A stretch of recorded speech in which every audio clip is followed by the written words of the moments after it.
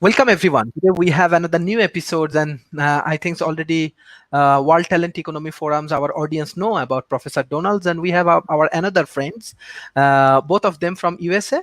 I think we have another friend, Dr. Churchill. He also joins in these sessions. So we're gonna discuss about the peace and the global institutions and these kind of things. So hello, Professor Donald. How are you? I am fabulous. Thank you. Thank you. And yes, how are you, my friend? I am good. Thank you. Yes. I just want to start with my young friends because he is new for World Talent Economy Forum. So, can you please introduce yourself? Yes, actually, we are friends in Malaysia before. Now you live in USA. So, yes, I want to start with you, and then we go for Professors Donald. Yeah. Sure. Thank you very much. My name is Abdullah Saijan, and currently I am living in USA. Has been like 4 or 5 years. I started my early education from Malaysia.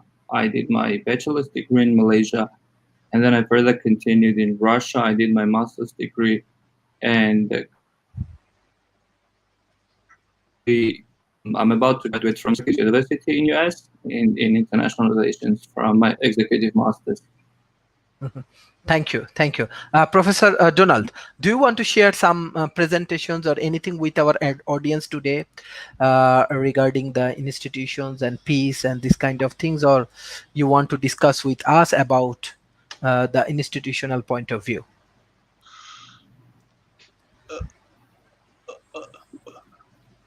Yeah, I think it would be nice to have a little bit more context because Okay. Yes. yeah, because I think that right now I'm very concerned about the institutions in the world. It's we've had this nutcase president who's basically working very, very hard to actually destroy the institutions that have helped us all greatly in the last 50 years or 70 years. And so it's a pretty important topic, but I'd like to get a little bit more context of what we're talking about. Yes. Do you want to share your presentations? We can. I didn't you didn't really ask me to make a presentation necessarily. No problem. So yeah, so Yes. I can talk about what institutions are from a sociological point of view. I mean, a lot of times we don't even think of what institutions are. I'd like to point out that we have these things that we do, human beings. For instance, we get up and go to work, or we do what we're doing here right now. But I'm going to use the example of going to work. We get up and we go to work.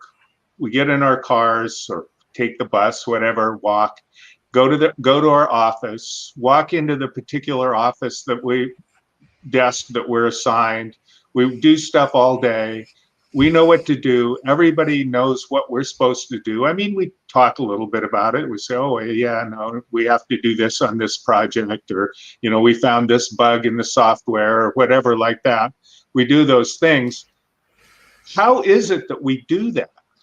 How is it we don't talk about it? How is it that we know that we're that's what we're supposed to do? If that's what an institution is, it's the unconscious knowledge that we have about how we're supposed to behave and how we're supposed to act with each other. And so in the world, the institutions like nations are institutions, but then there's institutions about how we're supposed to act with each other. Countries are abstract. They're something that's in our minds. You can't see them, you can't touch them, but yet people know what they are. Everybody knows what they are. So we're dealing with these things they're not exactly psychological because everybody knows what they are. That's why we call it sociological. But if institutions don't work right, or they start working, people don't know what to do.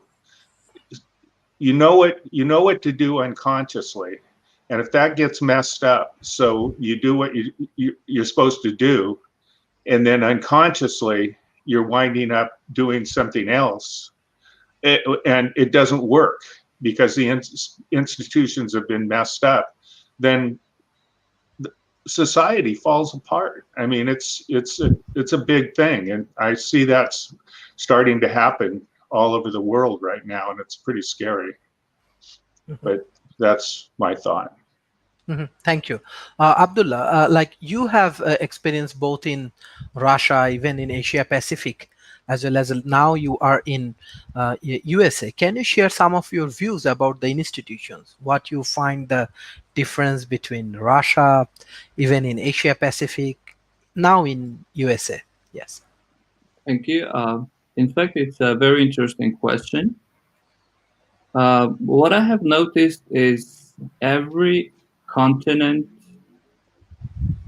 despite the institutions are the same, the fundamentals are the same, basically, the role, the function, what they have to do, the philosophical is the same, but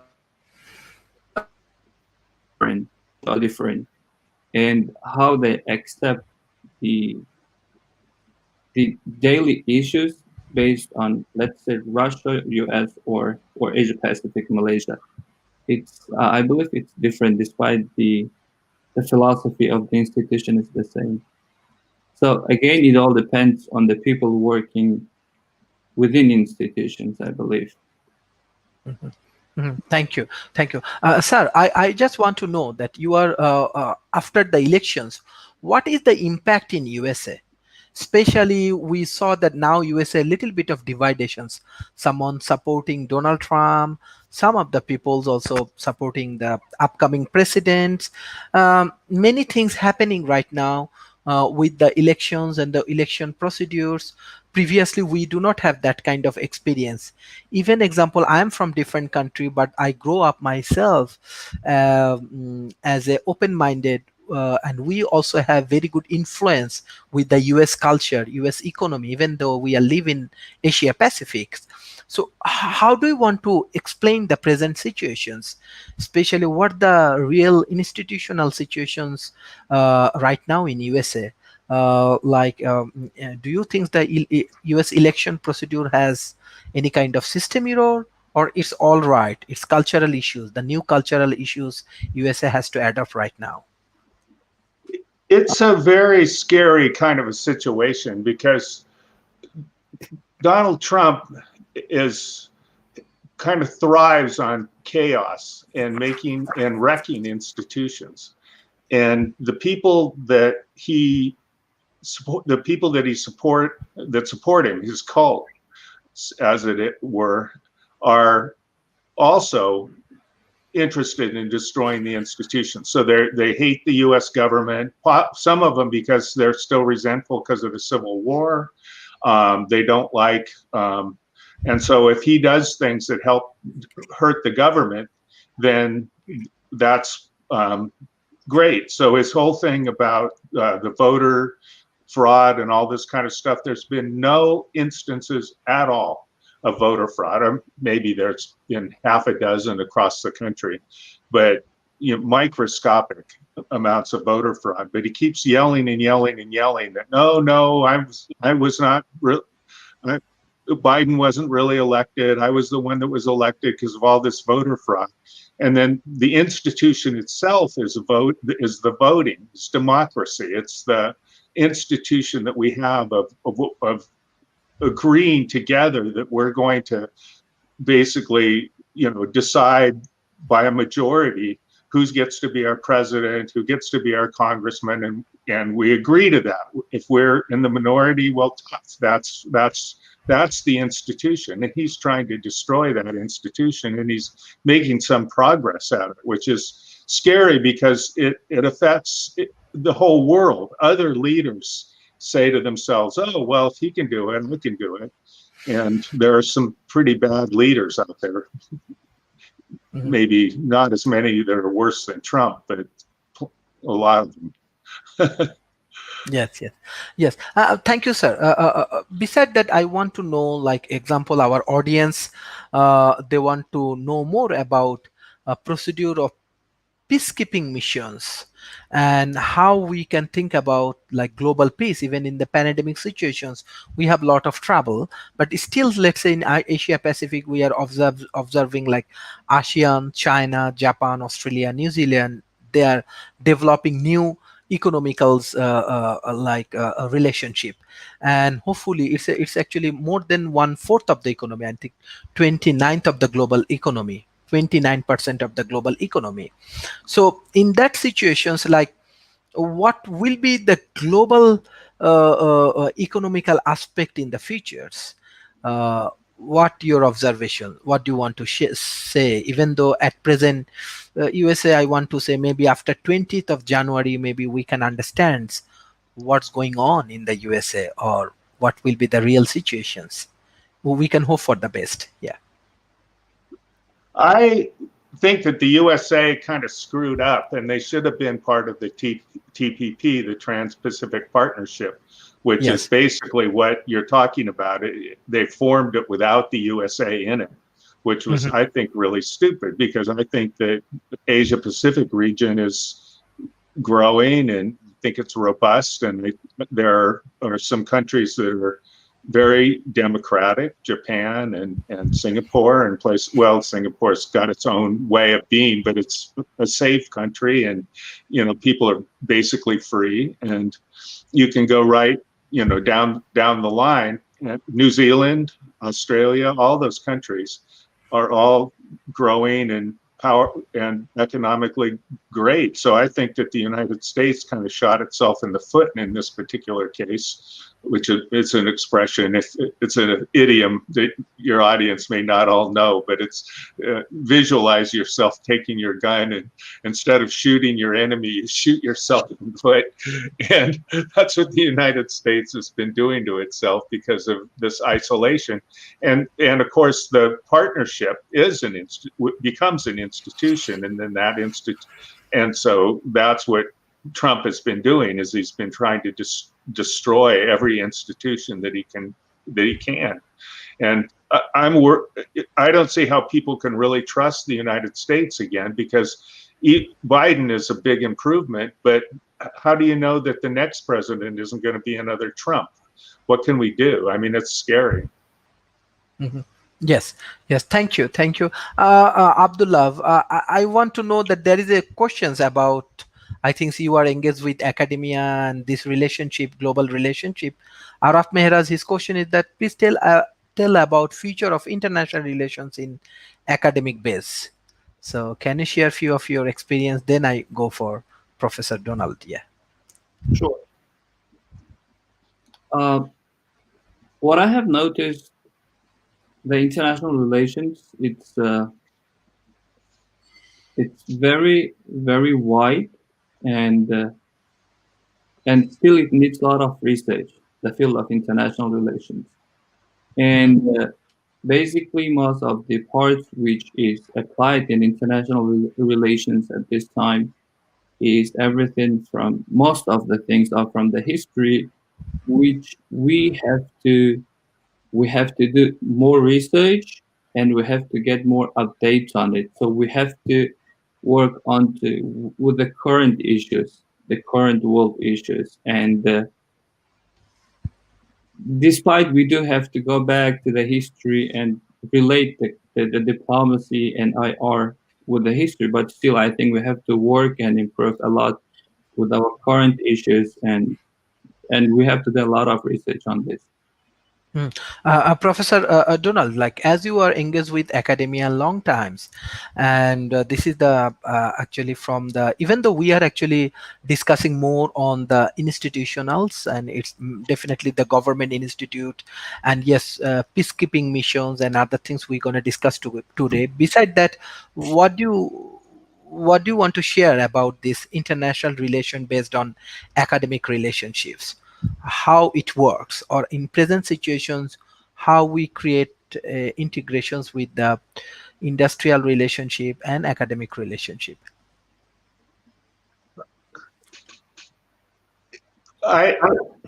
There's a strong tendency among academics to want to work together, like we're doing right now. I mean, you mentioned to me that we could participate in a global thing where we could make friends and do this all over the world. And I'm saying, hey, great, I get to listen to ideas from other people and learn and maybe share some of the things I've learned. So as academics, when I go to Stanford, there's Caucasian Americans are a minority by Silicon Valley there.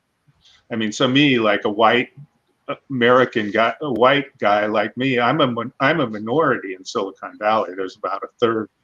We're about a third, and a lot of it's got to do with people coming. Well, it all has to do with people coming there for academic purposes and business purposes, and so it's gold to me and to everyone I know. And so this whole nationalist trend that's happening in the United States and other countries, there's right-wing crazies all over the world right now that are trying to break that down. But fortunately, with the internet and things like that, I think all of us can work together to keep it tied together. I want to say that the relationships between industry and academia are incredibly important. I don't know if you know the history of Stanford, but what happened was there was a guy named Vannevar Bush who was the head of the science for the United States during World War II. So he oversaw the Manhattan Project where they made the atomic bomb, the discovery of penicillin, all these kinds of things. And one of his students, Fred Terman, went back and became provost of Stanford. And when he did, he deliberately integrated the business community with the academic community. He had belief that the social networks needed to be tied together. And actually, Vannevar Bush thought that too. He's sometimes credited with being the first person that described the internet, Bush. If you read the history of the internet, Bush is number one. And so he would give people, business people, for if the cost $1, he'd charge them 10 cents for classes at Stanford to get business people. And they could take any class. They could take a class in creative writing or whatever, but he just wanted to integrate the business community. And so things like you're doing here and what we're doing, that's all we can really do right now, because we have to be at grassroots level and keep this connections going, because that's what makes things happen. It really is. Thank you, Professor. Yes, I think our another guest, Dr. Churchill, he also joined with us. So we're going to discuss something about the justice and because he has some political involvement. So let's see what his point of views. So Abdullah, there is some of the issues that can you share with us about your Russian cultures, what's going on in Russia, even about the vaccine issue. We saw that Russia invent vaccine very fast. What's going on actually inside Russia? Okay, the current Russian situation, in fact, it is very difficult to understand.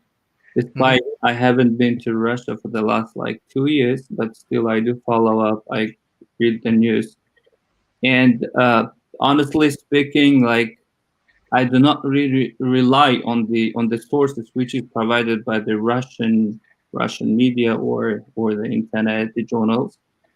But the vaccination, if we go back to vaccination, many countries or many people, they do not believe that the vaccination was really 100% affirmative that time, despite the claim which was made earlier that was very important due to some political reasons. But we are not sure exactly whether it was a confirmed vaccine which really effective or it's not. And the second thing is currently Russia is facing, of course, very challenging time. The people are being not happy, and due to current leader, which is there for the very long time. So, and coronavirus, of course, economical crisis. So no, it's really difficult to predict, like, what is going to be or what is going on there. Yes, yes. Thank you, Dr. Churchill. Uh, uh, I have specific questions to you because you have political involvement, and especially we do discuss today about peace, justice, as well as the institutional developments.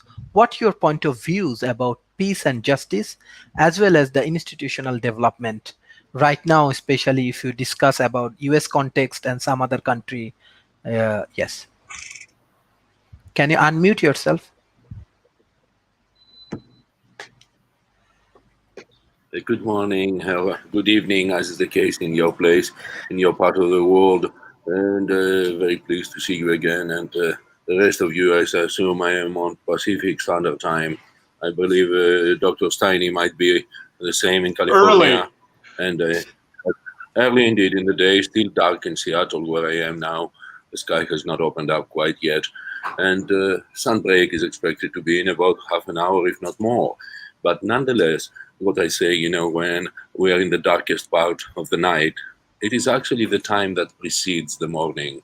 It precedes the sunrise. So let's not despair about these difficult times that we are in, the pandemic, affecting all of us, the tremendously oppressive issues of discontent and the incredible disappointments that exist in the lives of most young people and others. I'm a public health professional, and I would invite you, if you wanted to go to just read at a place where I put a lot of my thoughts, and I just wanted to invite you to go to beb.mobi, and that is a bleeding edge. That's a sort of an ancient blog that I've had since the time that the internet was just an email tree, if you will. I'm talking, and I'm dating myself way back when we had the BBBs, the big broadcasting bulletin boards, and we would send to everybody. So it continued on to now it exists as a mobile blog. So check out my latest thing, which is the sort of public health professionals like myself, scientists and public health doctors and people who are diligently thinking about epidemics, like epidemiologists, and people who are non-affiliated, like I am with politics. I'm an independent and a leader of an independent political party, the Lincoln Party, and therefore we have very little interest in supporting one worldview or another between left and right. We just go for the common sense. And we created an assembly of people with a lot of thought, which we called it the Barrington Declaration. And the Barrington Declaration is a simple statement of fact from epidemiologists, from public health scientists and public health doctors like myself, and all others who have a keen interest in addressing all the effects of this epidemic in a cold, factual manner. And I come to tell you that in the United States alone, due to this long period of lockdowns that seem to persist, they have caused us 1.2 million suicides. Now, you consider 200,000 deaths attributed to COVID, although some of them were just other conditions that they just happened to be found that they had COVID. And you put that in context with 1.2 million people self-inflicted suicides, and you find out that this is uneven. So therefore, we have very great difficulty to addressing what is the way to go forward. The fact of the matter is also that 97% of our people have been in some contact with the virus, therefore we have achieved what we call herd immunity. So shutting down further our economies now and the perpetuation of this masked phenomenon is completely uncalled for, unhidden and unnecessary. And that is the simple fact. Now, when we move from that and we look at issues, who is the most affected, in this situation, that's where it stems this discussion about justice, social equity, about even academic access. The people who are most deprived of are the people who are the poorest, the people who are weakest, the people who need most of the social net. They've been deprived of exactly that, the social net, the cohesiveness, the capacity to be supported when they have the black dog days and they consider suicide.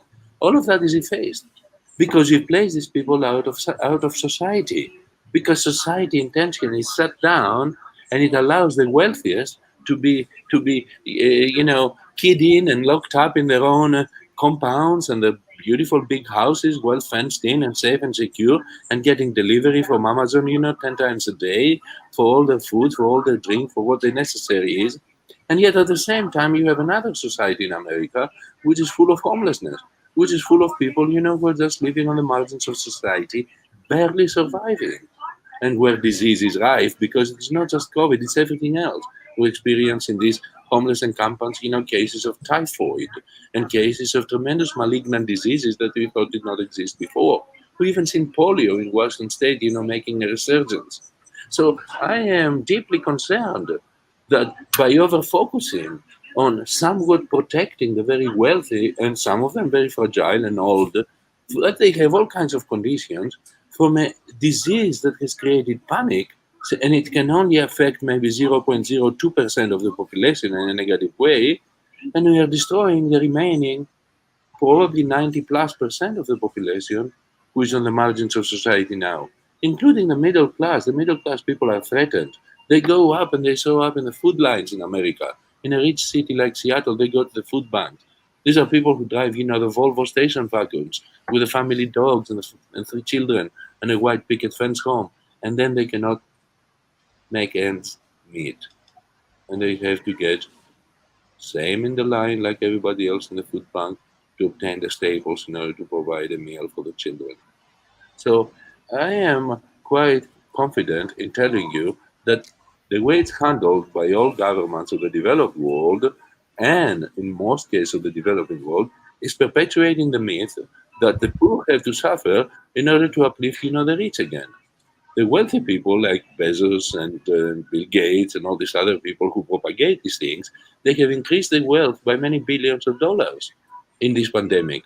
Whereas the rest of the society, the 90+%, they have been suffering. In some cases, they have been so terribly marginalized that they don't even care about education anymore because they cannot afford to eat and they don't know they're going to be alive, because of self-inflicted negativity, self-inflicted suicide. I'm here to tell you that we have very difficult days ahead. We are still in the midst of the darkness, but I surely hope that good minds will prevail, and we are going to come out of this thinking that the sun is always behind the clouds, and the sunrise will arrive, and the only way to do that is to forget the nonsense from the various, scaredy cats who are harping away that everybody's going to die because they can afford to be in the country readouts and in the country estates, and in the fancy homes, away from whatever problems other people face, and to have everything delivered in a contactless manner. No, not enough. These people can always fend for themselves.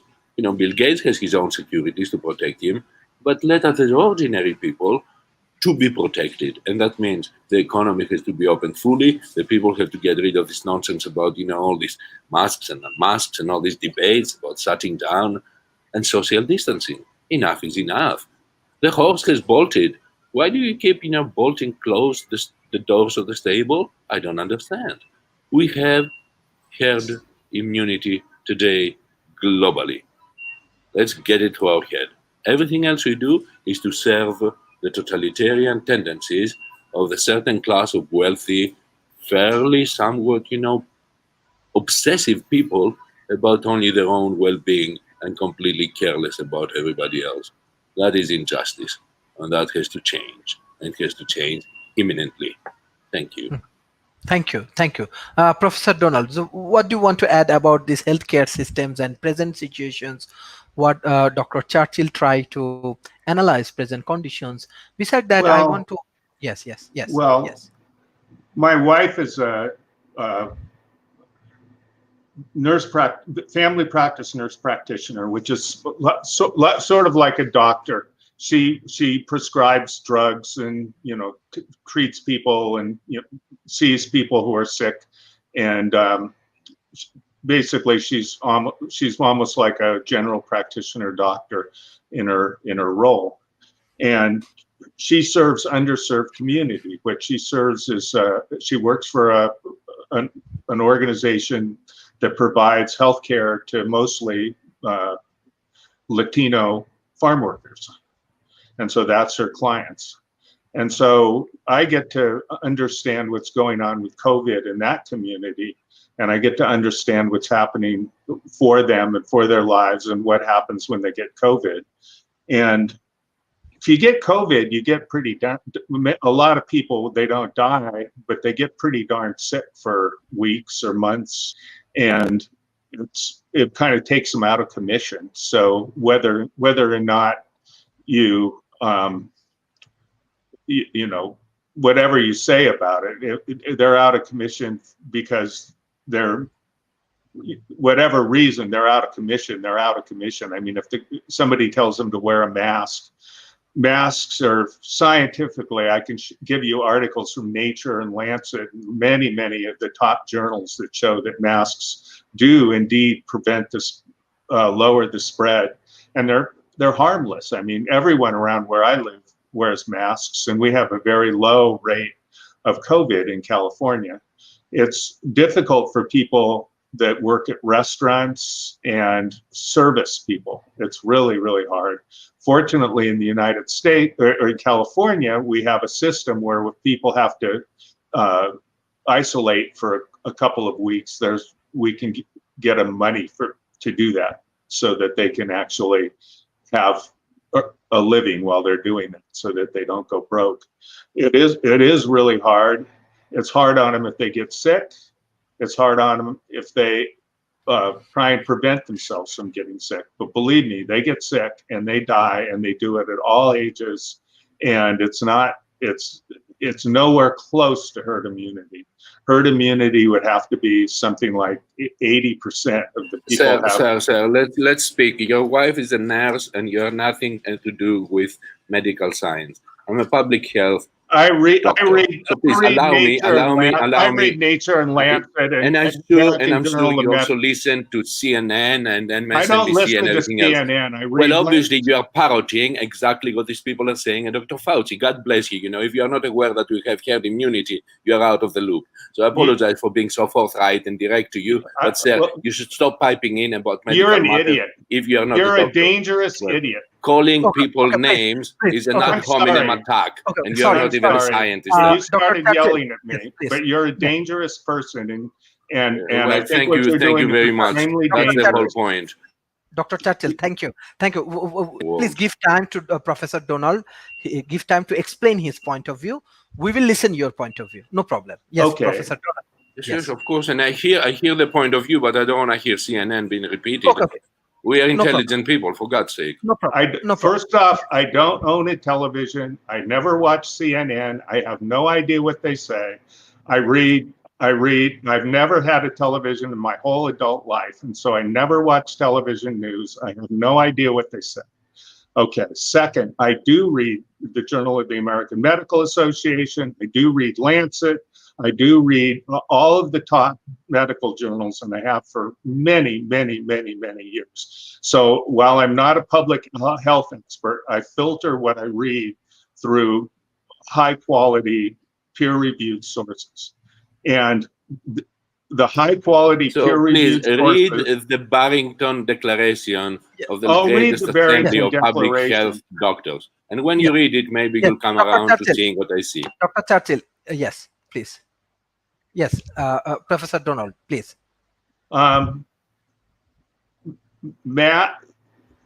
Masks are a very minor inconvenience, and they make a huge amount of difference in the spread.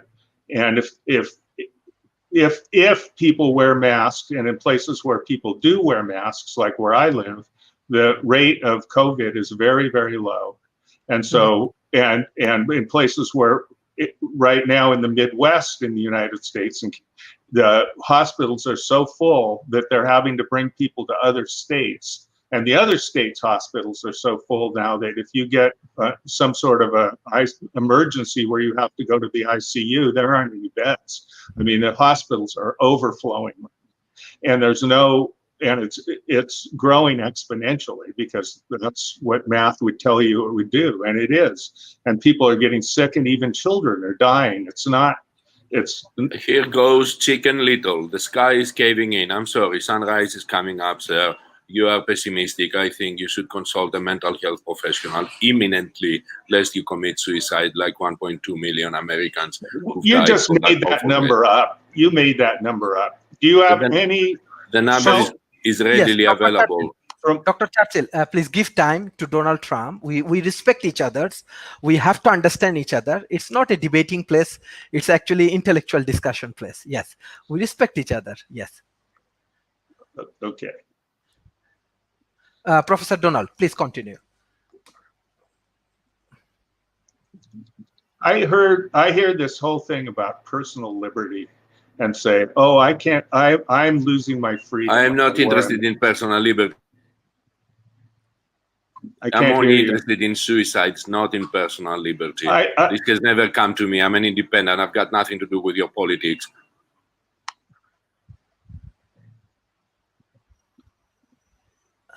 There's nothing. Suicide. Right now, I can't. I can hear you being depressed right and afraid. now, You're being depressed and terribly afraid. You should come out of it. And right now, I'm not depressed or afraid. Right now, where I live, people are really courteous and they social distance and they wear masks, so I don't have to worry about it. But I want to say one other thing. I don't have time. I mean, we're live right now, and after we talk, I'll go and research what you said, and I'll try and find out to the degree that what you're saying is true. But there's no way I can do it. Last time I looked, there was only a minor increase in suicides, and that's difficult to even be able to tell because there's so many people that are dying, have been dying from Oxycontin and stuff like that in Kentucky and places like that. So that's something I'd need to research. Thank you, Professor. Yes, there is a question for. Yes, I want to take, in your opinion, how do you evaluate Trump and administration response in COVID-19? Why are now US doing very bad? Anyway, Abdullah.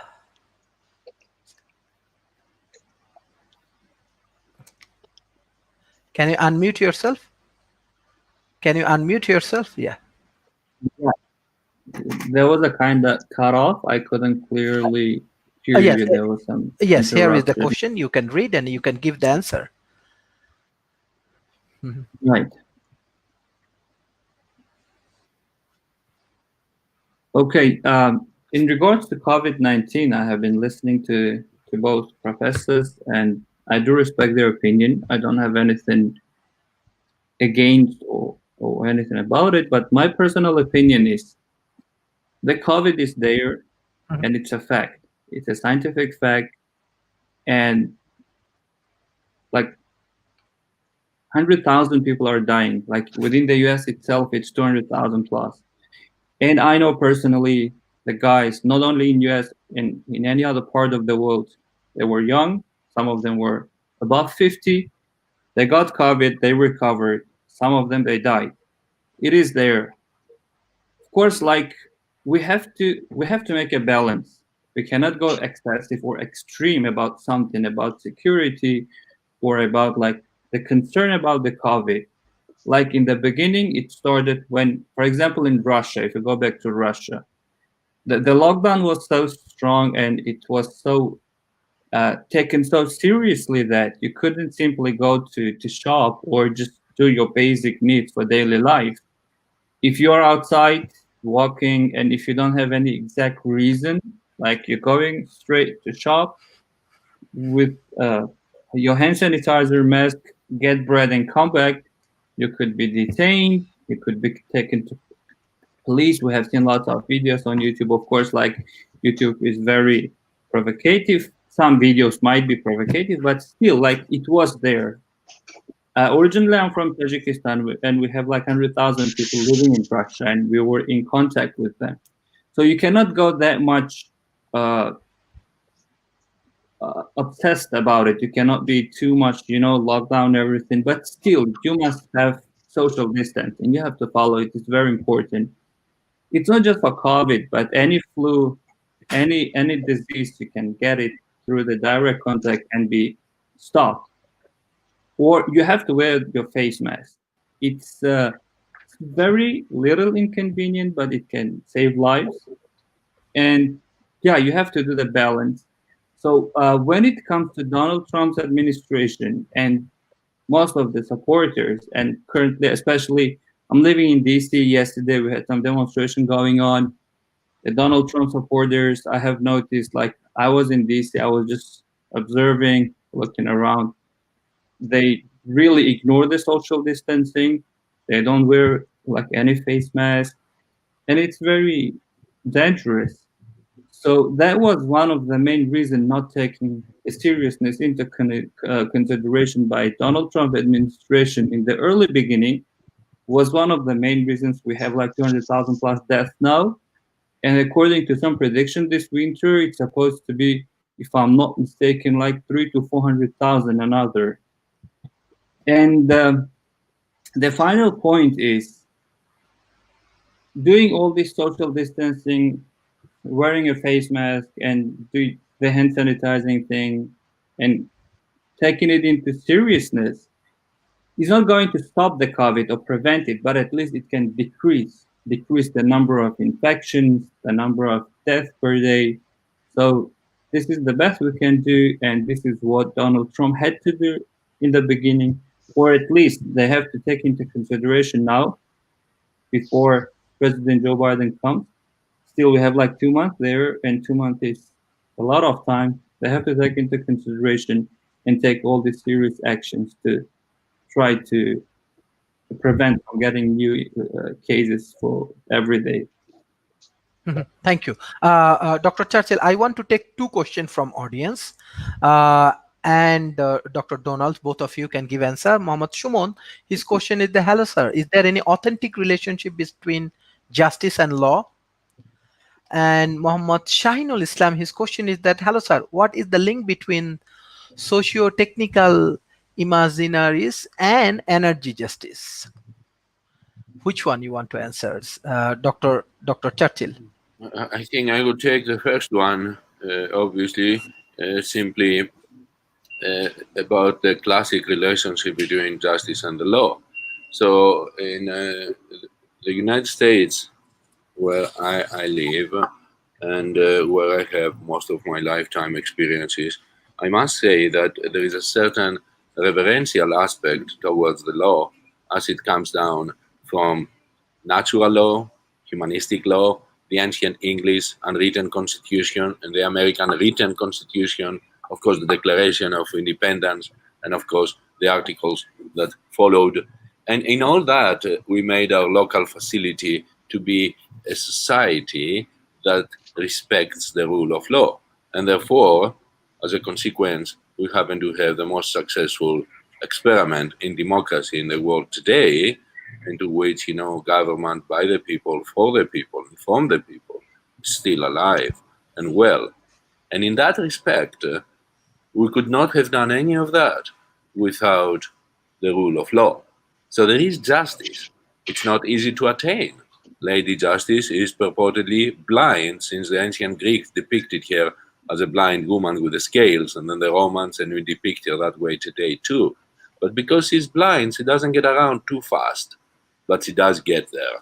So justice is not just a Christian Anglo-Saxon concept. It is just steeped into the very fabric of our society here, and it does take place, albeit late, albeit slow, albeit difficult and expensive. Access to justice exists for all. And of course, not in the same measure. If you can afford the most expensive justice, through the very expensive attorneys, well, that's similar to if you can afford the most expensive medical care, as opposed to the people who are on the margin of the medical care continuum in the United States. I'm a firm proponent that, medical care and medical health is a human right, and so is justice. It's an absolute human right. So it is, having a roof over your head and having clean water and clean air and a clean earth, to get clean food. Those are all, in my mind, human rights. I worked in my life a lot when I was working with the Environmental Parliament as the leader of it, and with the United Nations, and later the two things merged together on creating one human right, and that was access to clean water, potable water, and sanitation. And that has become already on the map of human rights of the United Nations, has become a human right. Now, can we get the rest of them, to be admitted as human rights first in our country and then, globally in the United States and the world? I don't know. Yes, thank you. Professor Donalds, what do you want to add specifically these questions? Well, I basically agree with what he was saying about how the rule of law helped the United States get to where it is. It hasn't been, as he pointed out, and he mentioned this earlier, that there's huge disparities in the United States economically and in other ways. And people in the United States, the law is, as he said, applied very unevenly. I emphasize it a little bit more than he does because poor people are sometimes just harassed simply because they're black or they're poor or things like that. And I don't know how we're going to solve that problem. I don't think we're even close. I think we're getting farther from it in some ways. I think people would like to see it happen, but right now our democratic institutions are starting to be under a lot of strain, unfortunately. So the real question is, what's the relationship between law and justice? And it's very abstract. In some way, you would like to have the law be able to be just. When it's applied fairly, and it's applied fairly to all. I think I lived in Finland for a while, and I think they're more fair there with the law than they are here in the United States. Just an example is if somebody gets a traffic ticket and they're really rich, they charge them a lot more for the traffic ticket because if you're multi-bazillionaire, what's a $200 traffic ticket to you? Nothing. So they charge them $50,000. And then if you're poor, they charge you less. So, I mean, they try and make some sort of a system of justice that's a little bit more egalitarian and fair than the United States has. But, it's all different all over the world for different places. Mm-hmm. Thank you. I think there is another question for Abdullah. Like, in your opinion, how the U.S. foreign policy changes after the president-elected Joe Biden take the office? Do you think there will be more peace in the world? Abdullah, yeah. Yeah, thank you. About the world, it's a little bit difficult to answer, even though we can make our predictions. But if we look into the internal situation of the United States and how it's going to change, I believe there will be some big changes. What we had for the last 4 years, and within the 4 years, we had big changes which US has never seen, especially with minorities. And if Joe Biden comes, I believe definitely he's going to take into consideration the policies which was accepted by Donald Trump, like banning 13 countries from entering to the United States, probably, and gradually it will be lifted. And we have other issues with immigrants, especially from neighboring countries. They have been living here for years, and they had problem with their citizenship or documents. They will be kind of easier for them to get legal, because as far as I know, the United States has like 11 million illegal immigrants. When it comes to the world order, one of the most dangerous actions Donald Trump took was declaring Jerusalem as a capital of Israel, because the Jerusalem is the state which has been a hotspot, or there is a big argument between Muslim population of Palestine and then the the Jewish population of Israel. And we cannot pour an oil into the fire.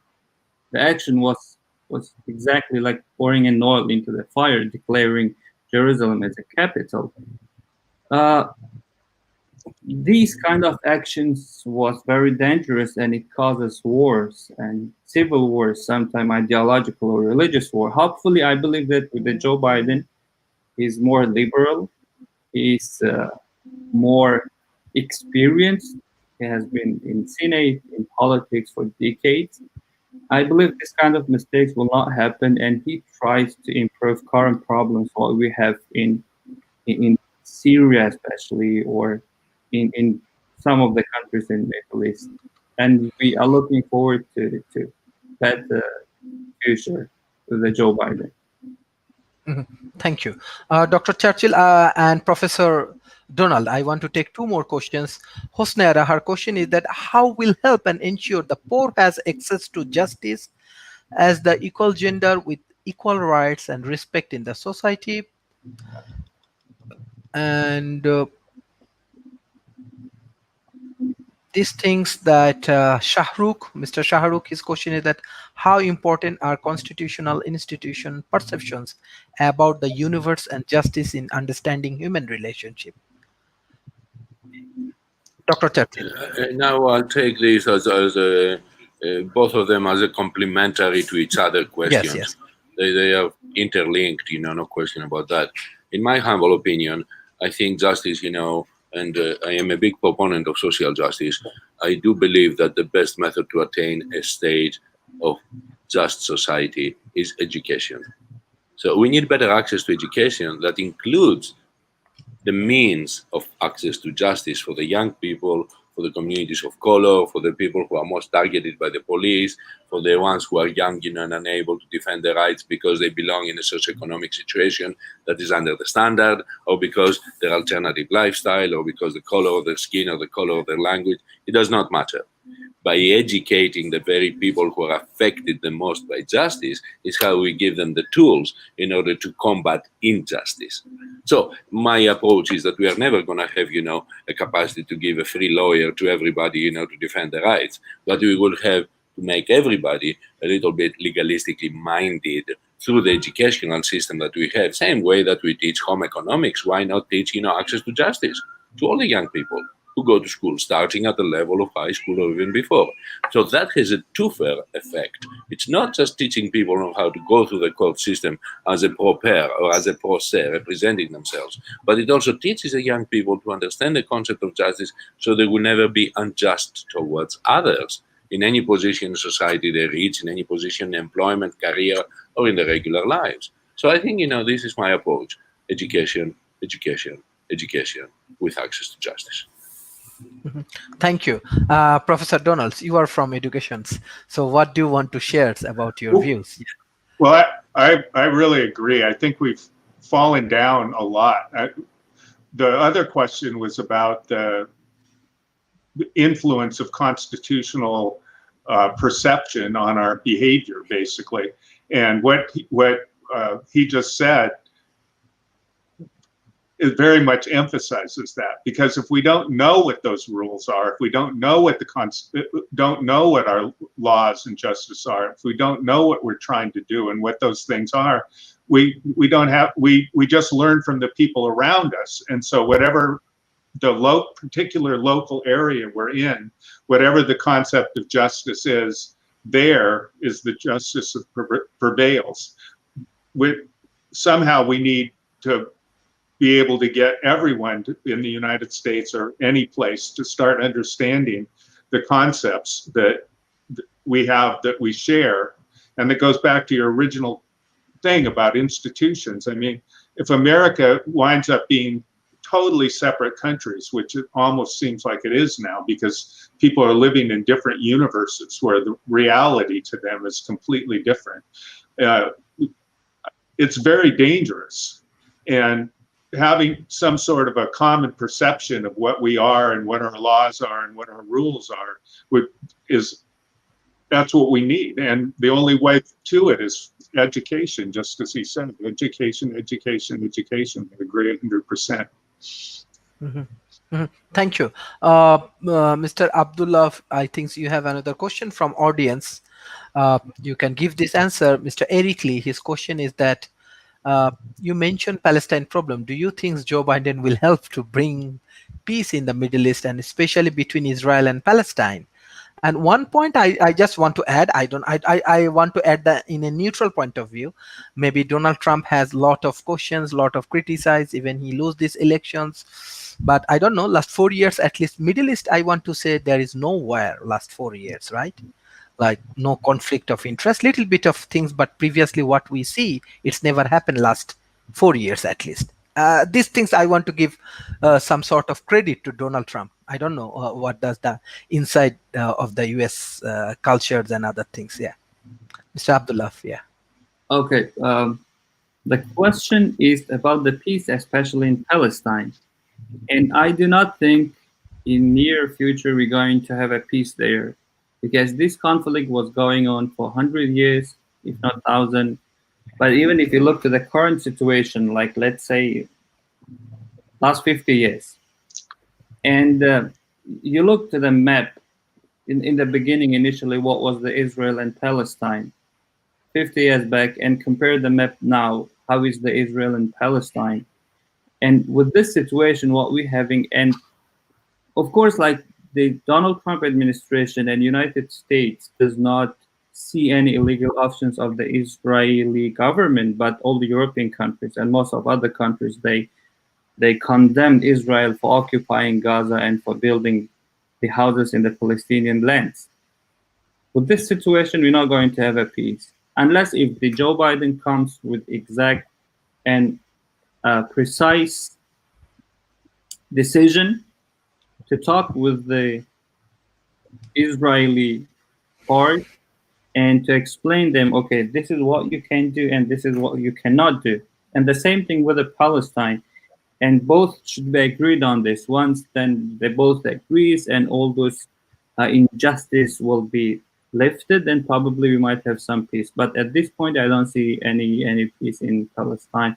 We're always going to have minor conflicts from both sides. Yes. This is what I think. Okay. Dr. Churchill and Professor Donald, what do you want to add in this point of view? I think there are more agree. options. I agree Yes. with him. We don't know exactly when and where the next conflict is going, but the Palestinians, I don't see any reason for them to suddenly all of a sudden say, okay, we don't mind. You took all our land. This is just going to be fine with us. We're just going to just be happy and not try and get back our land and have our own country and our own lives. They're not going to do that. And so something has to happen where there's some sort of fairness. And the United States is, you have to understand that the people that support Trump are, a lot of them are basically religious fanatics. And they actually think that Jesus is coming back, and that in order for Jesus to come back, Israel has to exist because there's some sort of biblical prophecy. And they don't, that's why they don't care about climate change and things like that, because as far as they're concerned, Jesus is going to come back, whisk them all to heaven, and all the rest of us are going to go to hell, and everything's going to be great. And that's what they think. And that's why they want Israel to be big. They even want a war. It's in the Bible that there's going to be a war between Israel and the Arab states, and then Jesus is going to come back. That's what they think. So that's why they make those decisions. There's no sense to it at all. Mm-hmm. Mm-hmm. Yes. Dr. Churchill.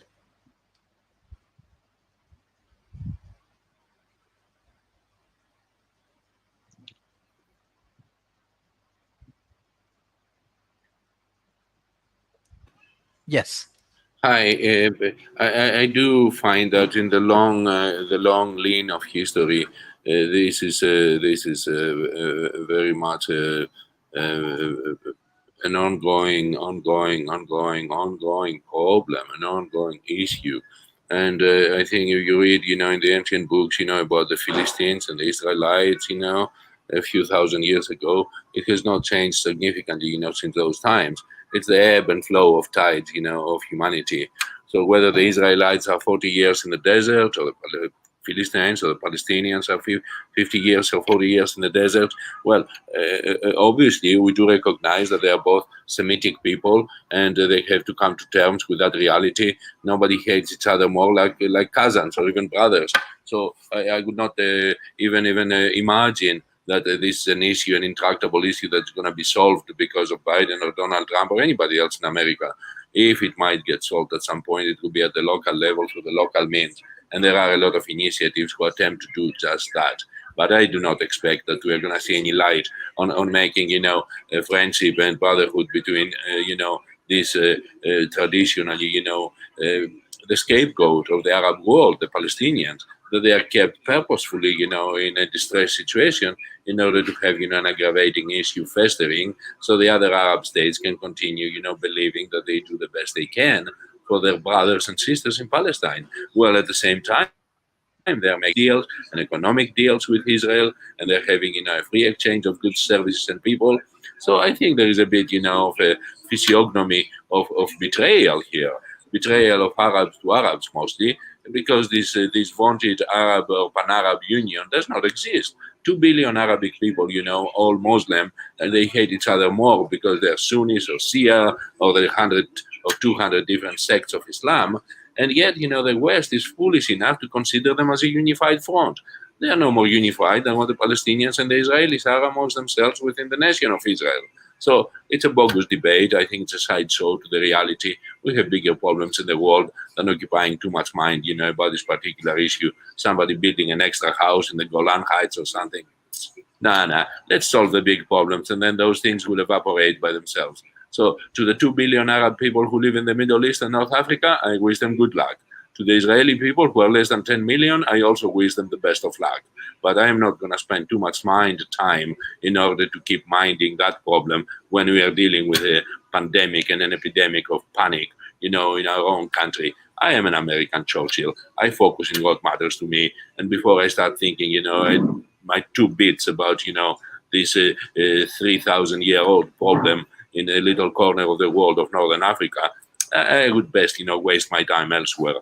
We do need to sleep sometimes. We need to entertain our families. We need to love each other. And I need to serve my people locally.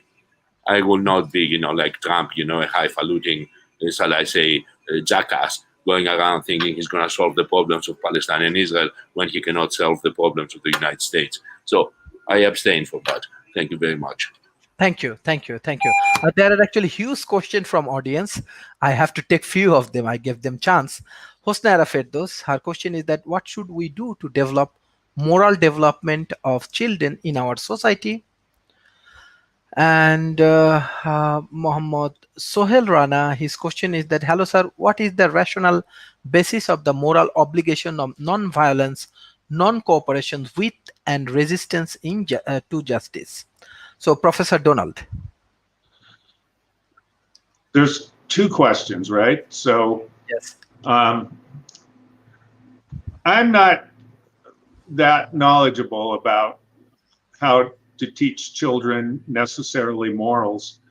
What I do know is that we learn from example from each other, and human beings have built into them this desire to help each other, because we've evolved that so that we can survive. Human beings can't survive on their own. I think of 3 things of value that you get that are important and valuable in your life that you don't get from other people. It's difficult to do. People say, well, a walk on the beach or something like that, but money, power, love, everything that is status, everything that's important to us, we get. The food we eat, the house we live in, everything is something that we've done. Other people have helped us with. And so most people don't have something that wants them to hurt other people. It's the opposite. We have something in ourselves that wants us to help other people. And so people are inherently moral, but if the society, it teaches people weird values, then what's going to wind up happening is that they're going to assimilate these weird values of being, for instance, the United States, people are taught to be very self-centered. And you often hear, well, I don't want to contribute to something because other people will benefit. And I don't really want to just support other people. It's just not what I want to do. Whereas, as I said, I've lived in Nordic countries, and they believe that if the society around them is healthy, they're healthy. And so contributing to the society itself in some sort of way increases their health. So I don't think it's something that you can actually just teach somebody, because we learn it from those people around us. We have to work to make our society healthier.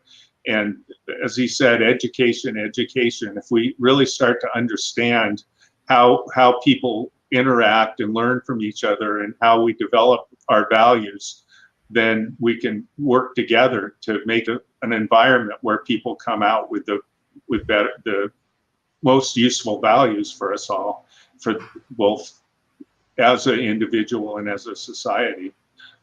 That's where morals come from. Mm-hmm. Thank you. Abdullah, what do you want to add in this point?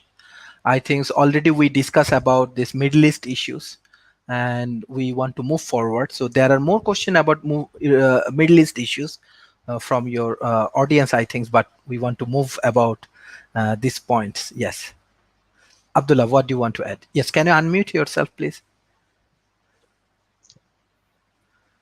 I just want to add on the part which is about education and the kids. Even though I don't have much, but what I believe is every society or every family who has a kid and a family, they have their own way of teaching and the method and the religious values. So in the Muslim culture, Prophet Muhammad says, like, if you want to improve the world, you start it from your family. So the second thing is the moderate balance between religion and current world and education and knowledge is important. I believe, this is my personal opinion, the religious values, every religion is good. None of them teaches you violence or killing your neighbors or doing some sort of thing. It's all media, which is misintroducing the religion. So the religious values which has been taught to us 1,500 years ago, 2,000 years ago, and further, it should be taught to our children, to our society, what is good and what is bad. And one more thing I have noticed by living in so many countries, the current education system is being adopted based on the political interests of that nation. You go to Russia, you go to the university, you see totally different things. You go to Europe or you study in the US, it's totally different. One part, for example, has the Islamophobic ideologies. The other part, they don't.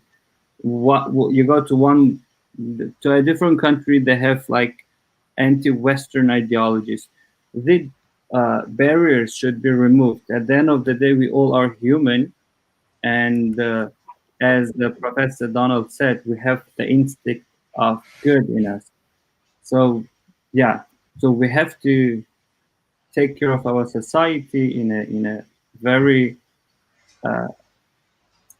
caring way of balancing between religious knowledge, current social and scientific knowledge, and keep everything in balance in order to have the prosperous society. Thank you, Dr. Churchill. What do you want to add? Because there is a huge audience response. Audience has huge questions. Yeah. How do you want to tackle this point of views? Yeah. Again, I think, I would agree with the essence of what Abdullah says, and of course with Dr. Steiny. And Sharif, you invited me, to give you my 2 bits of wisdom. And I must say, on this issue, I haven't got any wisdom, because you've been trying so hard to look at how we are going to get past the current level of underdevelopment, and yet we are missing the essence of where we can go through the current state, of development. Because we have been able to lift, out of poverty almost 3 billion people in the last 80 years since the Second World War. And that is an important continuum. That is a huge thing to consider, that people are not so much threatened today by famine, by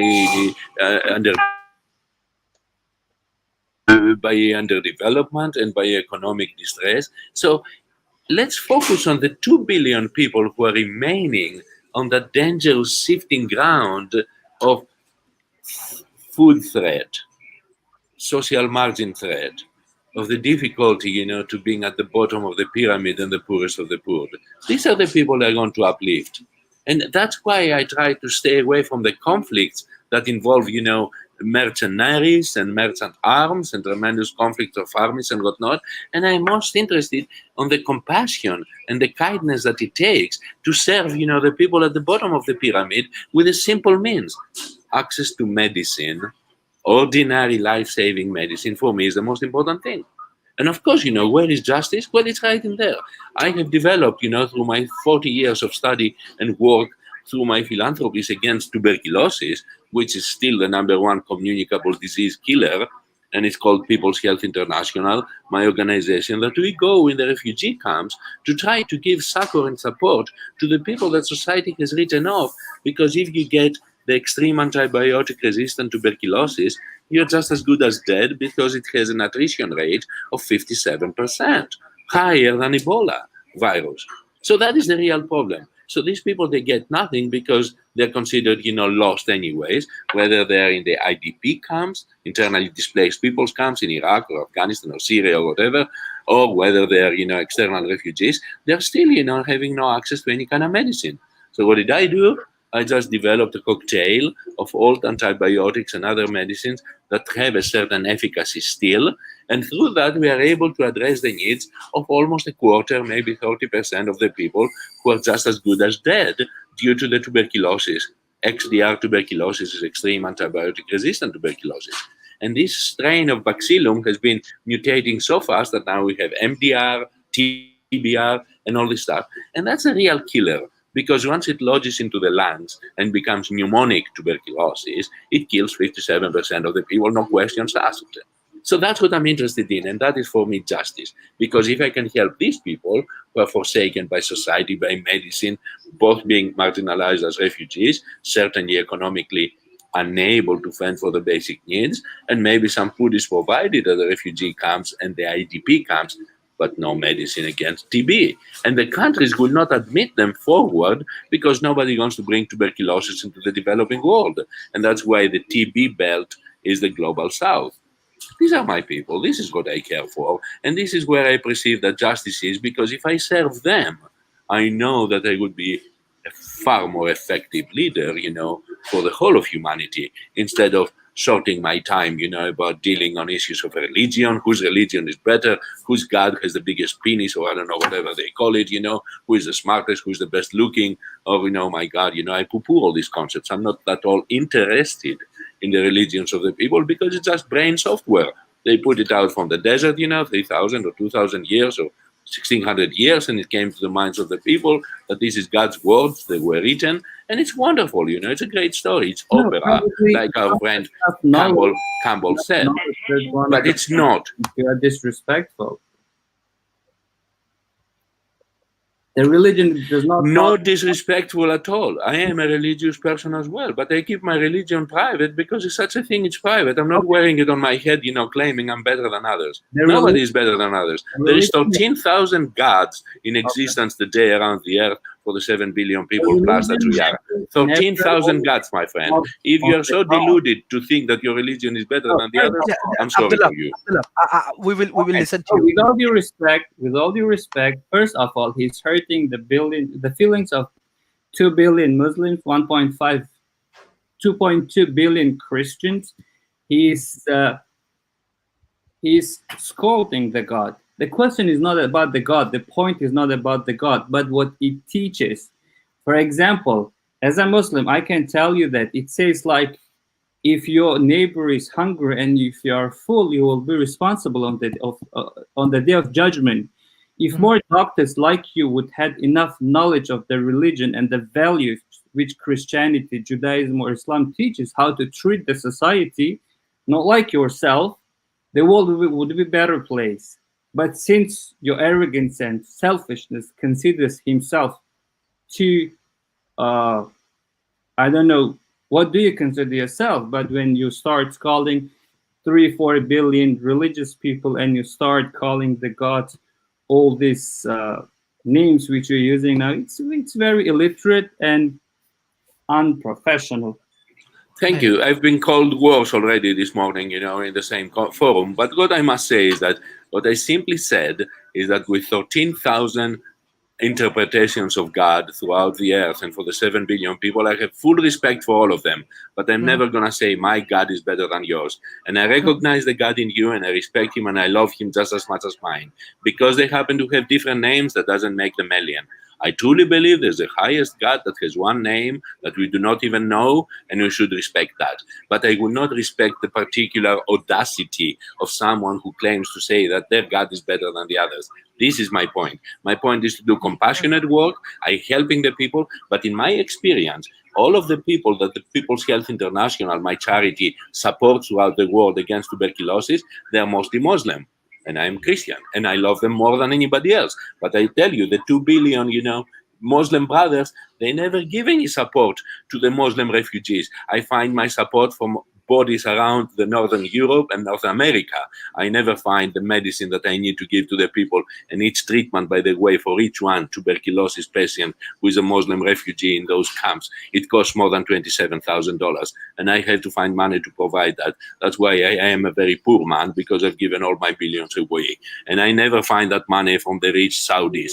They don't do that. Oh my God, they will not waste the money, but they're going to put it in Silicon Valley, to enrich themselves. I'm talking about MBS or many other enlightened so-called leaders of the Middle East. So my brother, why would the Muslim people not support their own Muslim refugees? I don't understand. I'm just putting it as a question. I know that Muhammad, clearly said, be compassionate. I know Buddha said it. I know Christ said it. And I'm following that. I'm just being kind, compassionate, and I'm working my butt off every day in order to provide medicine for the people who do not have it. And they're going to be good as dead, tomorrow. So I do know something about public health, and I know that there is justice in it. But if we don't do what we have to do, and we expect the God to come down and save those people, I'm afraid to say that might not happen. They will be dead before, God arrives. I have short addition to this. That is one of the main reasons earlier I said that we have to make a balance between the religious values, the social norms, and the knowledge in the society. We have to teach them everything completely. The question here is not about the God, what God you believe or what God I believe. At the end of the day, it's your personal thing. But again, the values which religion teaches, as you said, be compassionate to others. For example, in Islam, it says like if you kill one innocent people, it's as you have killed the whole world. Or if you save one innocent life, you have saved the whole world. So these values we have to teach instead of what the society is seeing today through the media, like the terrorist attacks, killings in Christchurch in New Zealand, or the terrorist attacks in France. This has changed the mind of the new generation in the society, and everybody's becoming so ignorant, so selfish, which endangers the future of the world. So that's why we have to teach the values. This is my point.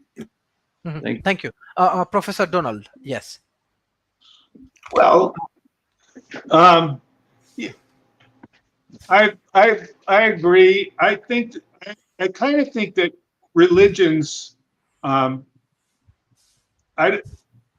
they kind of talk about what we do. I think a lot of our values and morals are hardwired into us and have a lot to do with the structure of our society itself. And so different religions, they have their religious values, but they also have the particular social values that are local to the particular place that they're in. So, for instance, the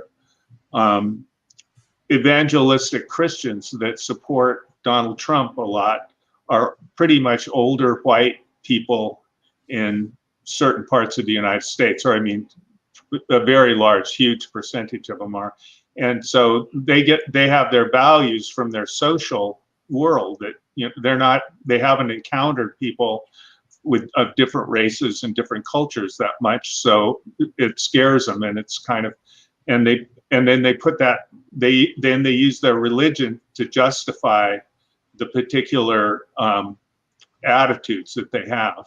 And so I think there's kind of a two-way street, but studies show that atheists know a lot more about religion than religious people do generally. Like, they have a test and they ask questions about religion, and atheists actually score the highest on those tests. Atheists are perfectly moral because they develop morality based on the interactions of the society around them. People don't not kill each other because it tells them to do it in the Bible. If you met somebody and the only reason that they aren't going to kill you is because the Bible tells them not to, you probably don't want to be around that person. I mean, I don't kill people because it's a rotten thing to do. It would be terrible. I wouldn't have any friends. I mean, it'd ruin my life. You know, there's all these reasons I don't steal or you know, do all these kinds of things to hurt other people, because that's unnatural, really, to do that. And but religions develop a strong cultural tradition. So I know people that are Muslims that are cultural Muslims. They don't necessarily even believe in God, really, but they really respect their culture, the way that people treat each other, and the kinds of things that they consider to be fair and just and things like that. And I think that when I hear that thing about helping one person, you save the world, I think that's beautiful. And I think that it'd be great for everybody to live something like that. So it's nice to have these like kind of rules of thumb to fall back on from the religions, but I don't think that it's the religions themselves that are doing it. I think it's hardwired into us, and we are basically, as I said, good. Mm-hmm. Yes. If I may pipe in, I must say that I have studied religions a lot, actually, and that's why, you know, I come to speak of them, you know, in a very loving way, because I do love the faith. I do love the tenets of the prophets. I do love the idea of compassion, charity, giving. And I know it's great in Islam because I spend a lot of time in the Islamic world supporting the victims of the internecine conflicts, you know. But I must remember that same like, you know, in the time of Eid, where, you know, charity is given to everybody else by sharing food with the community's poorest. Yesterday, it was the occasion of Diwali, which is the festival of lights, which the same thing exists, you know, in the Hindu world and in all the Southeastern world, into which the sharing of the blessing, the light, and the prasad, you know, is most prevalent. So giving food to the needy is what I do by giving medicine to the people who cannot afford it, because food, there is other people who can take care of it best they can. But when it comes to the idea of saving a life, we are very powerless to save life. And that's when I ask the good God to assist. Because even with the medicine that I give, and I, by the way, I open sourced that medicine the day it was found to be effective, and you got an FDA approval expedited in the United States after we had gotten approvals in many countries such as France and Russia and Africa. So here we are today.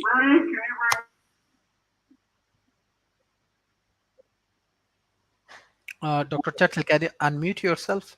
So I said we have tremendous strength by open sourcing simple medications to avoid the pharmaceutical complex and make it very inexpensive to be compounded in the southern part of the world where the people are poor and there is a lot of tuberculosis.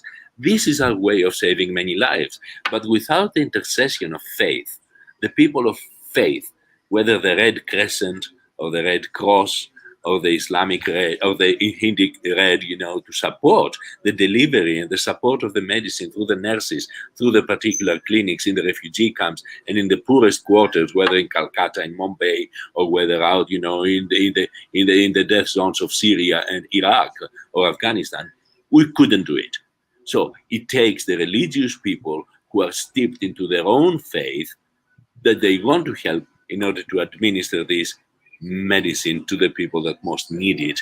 So it does take cooperation between the people of different faiths that use this red symbol, whether the red crescent or, the red Hindu symbol or the red Christian cross, to want to be of benefit. And there is no better experience in your life, for the betterment of yourself, to be able to help somebody to take life-saving medication, even when they're terribly sick and pretty known to die, because you don't know, and this is where God comes in, you don't know whom God will favor by saving. Because yes, we know the efficacy of these drugs, it might go up to 40% or 50% of the people. But you have two of them side by side. You do not know who is going to be favored and who is going to die.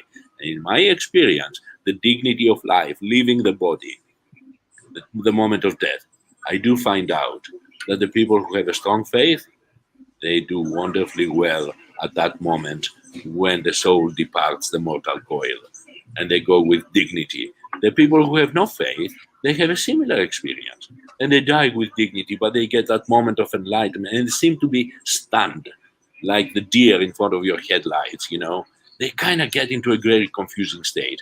Whereas the people who die with full knowledge that they would be met by worshipful, loving God, they die with peace. And that's my only qualification to recommend that, yes, have faith, believe in a good God, believe in your God, whomever might be the name of it, but do know that it will help you, that faith, both to save your life, potentially, through the medicine that I make available, and through the help of all the faithful people who these white clothes with some red symbol, they administer, help to everybody who needs it.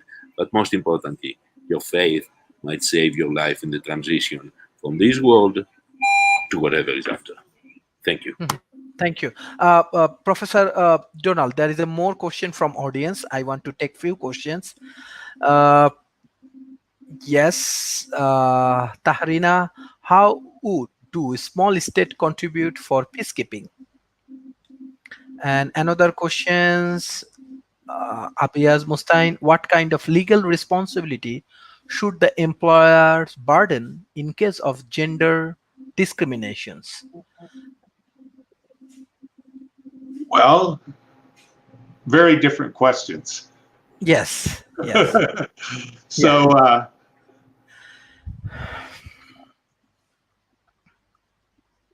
we're small states.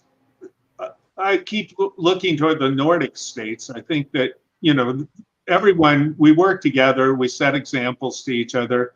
I think that the United States get kind of arrogant in the idea that everything that we do is the best. And so we're not learning from some of the wonderful things that's being done in the smaller states. Israel and Palestine are very small states. They could make a lot of peace if they figured out how to deal with each other and stop fighting. So, I mean, I don't think they're not going to have the same kind of influence that China and the United States and things have. But we all work together and we contribute ideas. So small states. Oftentimes, innovation takes place at the periphery, not in the core, because the people in the core, their institutions are so strong that nobody can do anything. That you can't vary from the rules of the institution. So smaller states and smaller places on the edge, for instance, the cell phone existed in the United States for years. The military invented it. And then Finland bought the patents, Nokia bought the patents and commercialized it so that it became something that we all use. And now, of course, mobile phones are ubiquitous. So that's an example of where a small state made a huge innovation that affected the world. So hopefully they can do similar, they do similar things. A lot of small states are the ones that are doing the kinds of things that Dr. Churchill does, where they're getting out there and actually having boots on the ground and trying to actually help people in these camps and things like that. So that helps with peace too. What was the other question? Yeah. Absolutely. I wanted to say that by helping the people who are displaced, we are working for peace indirectly, but we are actually doing exactly that. Thank you. Thank you, Professor Steiny. Thank you. Mm-hmm. Okay, so you flashed the other question real quick. What kind of legal responsibility should an employer burden in case of gender discrimination? That's maybe not something. That's not something that I would be too good on speaking at. I mean, I can talk about it in a different way. As should there be some sort of responsibility of some sort? I mean, what exactly the sanction should be in the case of gender discrimination is not something I can really speak to. There can be everything. There can be fines. There can be all kinds of things that people can do, and that has to be worked out over time. I do think that there needs to be some sort of way of balancing, because certain people are you're disadvantaged because of the social where you grew up, so the social world that you're in. Like we all grow up with certain connections, our families, our immediate community, and everything we learn our language from those people, we learn our behavior, we learn the rules, we learn our ethics, our morals, everything. We learn the meaning, everything around us, from the people that we interact with, family and the people we interact with. I mean, how do we know a chair is a chair? Somebody has to tell us, right? We have to learn all of it. And so some people grow up in a place where the amount of meaning that they have is far, far less. Or they grow up with roles that in their particular place in the world, the roles that they have are very fixed. And if they want to go from that world into another world where they have different roles, for instance, a woman, sometimes there's some places where women have very fixed roles, somewhat limited, like they're not considered to be people that can be presidents and CEOs and things like that. It's just not part of the social world where the people live. But then there's the bigger world. And so people inside the little world go out into the big world, but they're disadvantaged because they grew up with all these beliefs and people around them. And how exactly we address that, I can't really completely say. I think that it's the same, somebody that grew up in a poor community, like somebody that grew up in a community with less access to education. I've taught, when I was in college, I would tutor reading. And I remember the first time I went to a student's house instead of doing it at the junior college, I walked in the house and I knew I was doomed because there wasn't a book, there wasn't a magazine, nothing.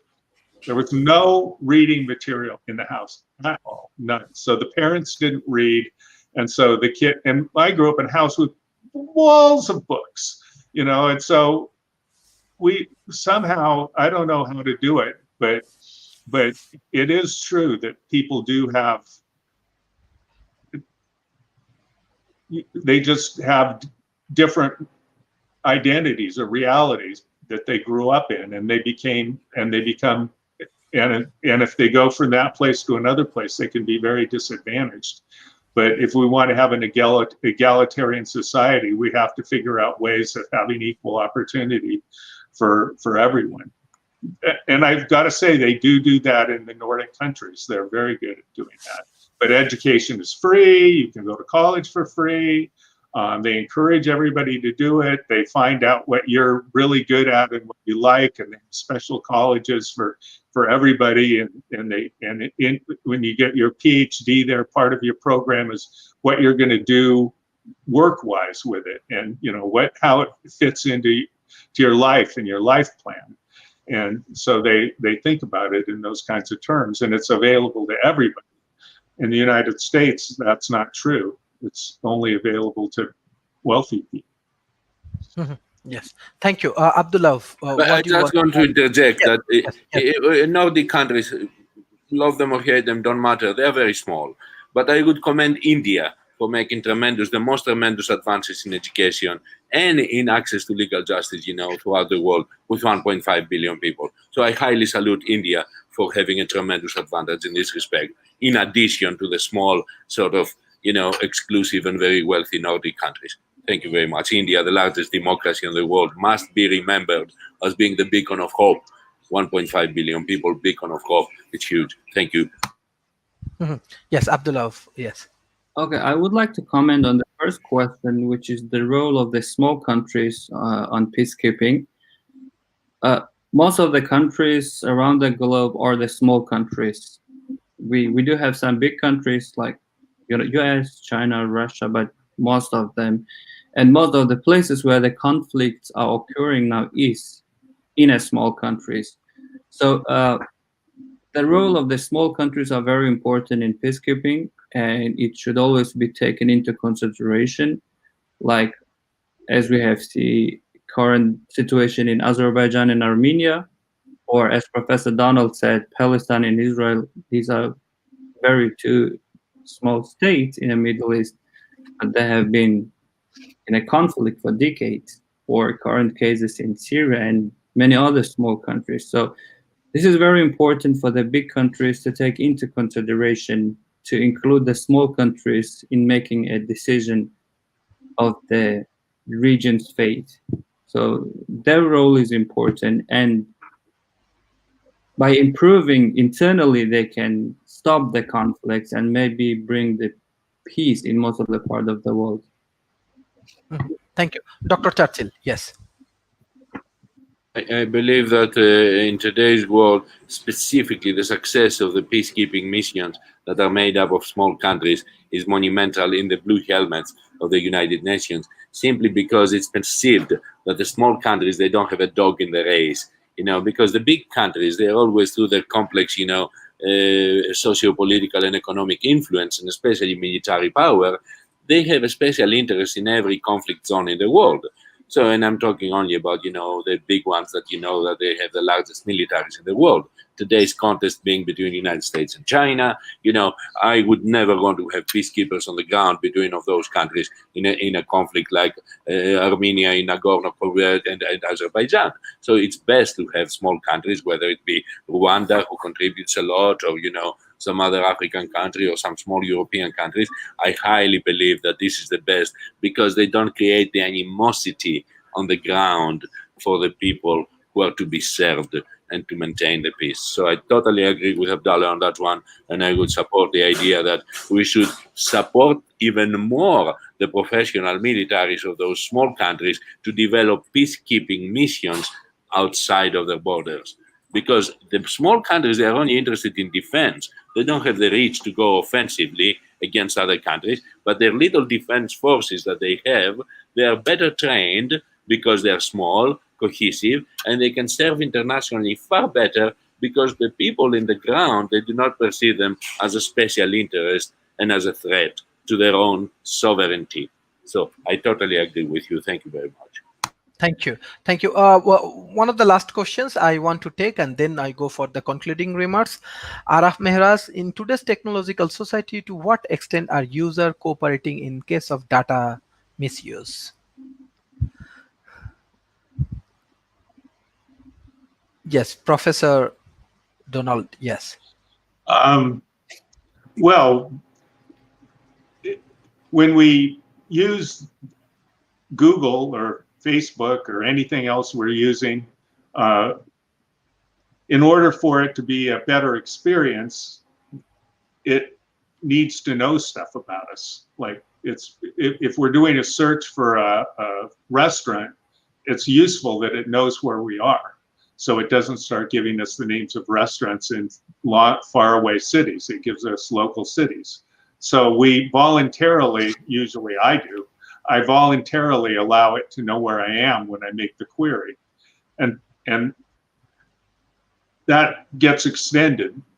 There's a lot of little things like that it knows about me. So I'm voluntarily giving them the data that they ultimately might wind up misusing.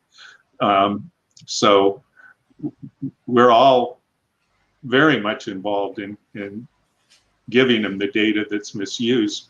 And but if we didn't, the search engines wouldn't be very, very useful.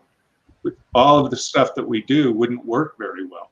There's actually technological reasons that the website has to know something about you in order for you to have a good experience. The thing of cookies, and cookies may or may not be something that they use to collect data of you, but it's just it's the way it works, and the only way that we would not be doing that is to just stop using it. But so it's a catch-22 situation. There's nothing we can really do about it. Yes, Abdullah. Yeah. Yeah, my bachelor's is in IT, and I do have a little bit knowledge about the technology and the data stuff. What I can say is today's current situation of the world with the data, the security issues is very misplacing. But as Dr. Donald said, Professor Donald said, we don't have the choice. We have to use it. We have to share our data. We have to share our location and all the private information is what we have, like most of it at least. And I can say that today the biggest tech companies, they know much more about us than our parents do. It is something which I do not want, but I don't have the choice. I have to use the services which is provided in order to stay in an interaction with the world. So the good thing is we're developing technologically and we're very advanced. The bad thing is the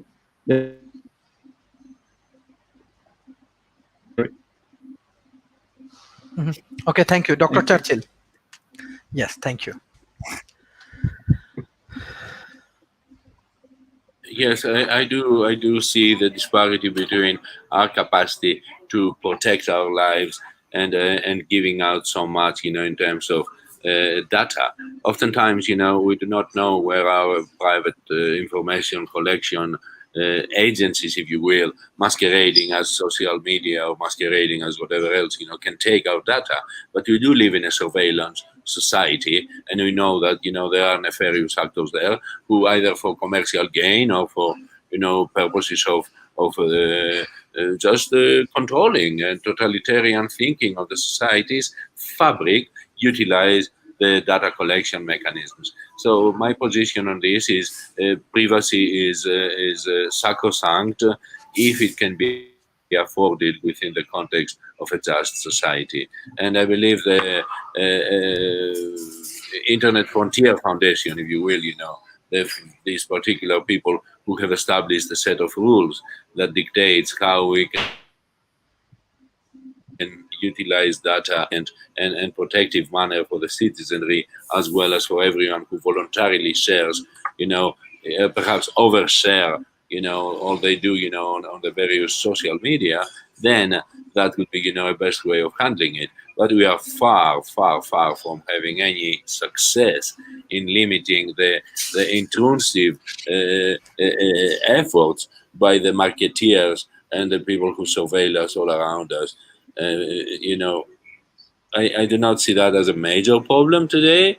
I do not see it as a major problem tomorrow, but I do foresee an Orwellian state that controls our actions by knowing our thoughts before we even express them. And that's when you come into having the thought police or the Gestapo or the SS or the Stasi or all these terrible iterations of totalitarian systems. I very much dislike that. I hate it.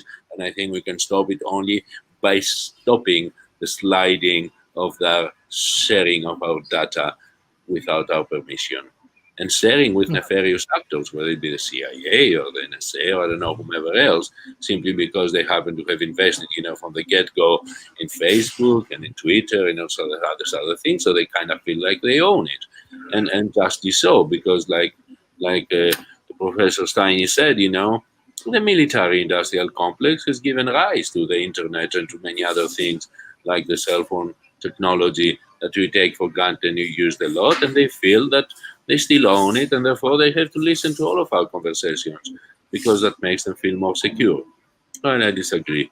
I think it's time, that we put a stop to that and we build some separation between our personhood, our agency as individual human beings, and the constant observance of our lives from those people who are the minders of the society. Not only because, it is unethical and it is truly against our own capacity to pursue our happiness, undisturbed, but it is because, and I bring you something from atomic and quantum physics, that when you observe people so totally, they behave differently than when they're a little bit freer to act on their own good nature. And I think this is something you expose, yourself when you look at quantum mechanics and quantum physics. Under observation, the various minute particles, they behave totally different than when they're truly unobserved. It's a high abstract physical phenomenon from elementary physics, but it's worth pondering that human beings as a collection of atoms, perhaps they also behave differently when they're observed. As my good friend Abdallah might know from the Soviet Union, people behaved very differently then than what they behave now, that is Russia and the other independent republics. So, yes. Yes, thank you. Basically, today's discussion, actually excellent discussions. Still, we have a lot of questions from audience, but definitely in the futures, we gonna arrange this kind of discussion more. Actually, World Talent Economy Forums with the collaboration of Asia Research and Development Institute, Al Noor Academy, and we also taking some sort of initiative of innovation, developing innovation lab for the youth community. So we are working together and we are trying to develop our youth community. We are trying to solve different problem in South Asia, Asia Pacific, in the as well as in the global community. Already we are connected around 100 countries around the world, in North America to Europe's, Asia Pacific's, Middle East, South Asia, and Africa. So as much as possible, we are trying to move with this SDG, Sustainable Development Goal, and we are trying to bring all of the intellectual people like today's guest, like Professor Donald, Dr. Eric, and my friend Abdullah. So we are trying to solve problem together. We are trying to developing a community. So by this way, hope we can handle the 21st century challenge, especially the COVID-19 situations. So I directly want to go for the concluding remarks. First, I request Dr. Abdullah, then Dr. Churchill, then Professor Donald for the concluding remarks. My friend Abdullah, what will be your concluding remark? There are more questions from audience for you and all of things, but sorry and thank you. I especially want to give thanks the audience, those who come up with the many questions, and those who are observing our sessions, those who are sharing our views. So World Talent Economy Forums want to bring most talented people like today's sessions. Yes. Thank you very much. First of all, I would like to thank for giving me a chance to sit here with this respectful people like Dr. Donald, Professor Donald, and with the doctor. It was very interesting and intelligent discussion. I did really enjoyed it. I have learned a lot from them, and looking forward to participate and to contribute as much as possible to to to to improve the future of the our society as much as we can. So as I said earlier, we all have to start from our homes and extend it to our neighbors, and then to extend it to the society, and then to the nation. So we have to try our best to improve our environment as much as we can, and definitely, and I'm really positive about that. Everything is gonna like gonna be great, to make it simple. Thank you. Thank you. Dr. Churchill. I must add that I'm pleased to be with these distinguished fellows, all of you, and I must congratulate you for, shall I say, putting up with me and my unbeaten wild nature and passion of speech. So again, I I congratulate you on that alone, on your temerity and your capacity to be of assistance to me today in clarifying some of my thoughts and some of my views. But most importantly, I would like to invite you to continue this discussion in subsequent forums, both through Sharif and the World Talent Economy Forum, but also through other bodies that I work with, especially the Lincoln Party of Independence and People's Health International, because especially Abdullah, whom I notice that he has a deep-seated faith. I would love to engage with, because I truly believe that people who have deep faith and deep principles, they are by far the best people to want to help and save the rest of the world, because our world is suffering. Democracy is on the retreat.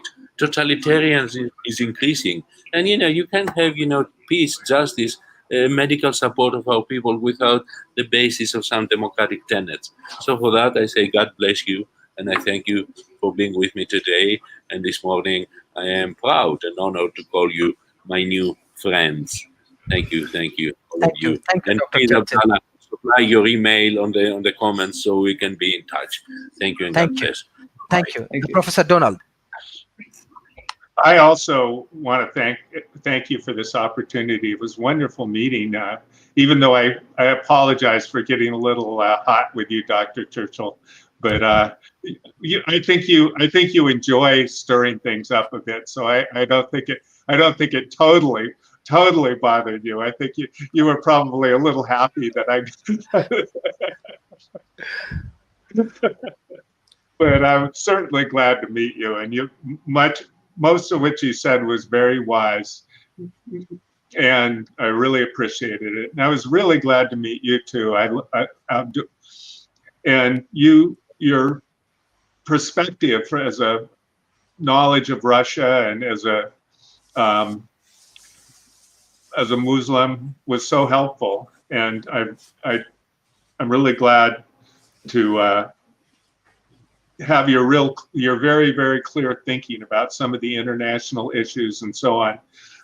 I really hope in the future that you have continued this and focus some on the aspect of entrepreneurship and the business aspect of it's a World Economic Forum, because that, as you know, is one of my main things, is working with startups in Silicon Valley and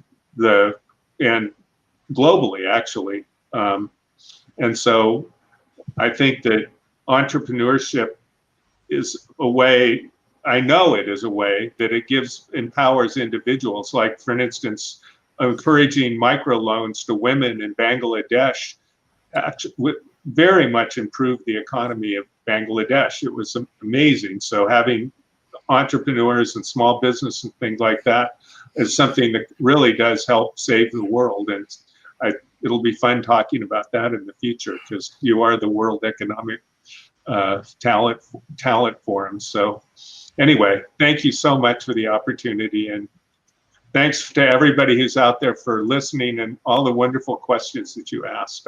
I wish I could meet you all in person, but maybe I'll get to see you again here. Thank you, Professor Donald. Thank you, Abdullah and Dr. Churchill. It's really, really great sessions. Like, I can share a few of the even audience feedbacks right away. We enjoyed today's discussions. Thanks, Professor Donald, Dr. Churchill, and Abdullah for great discussions.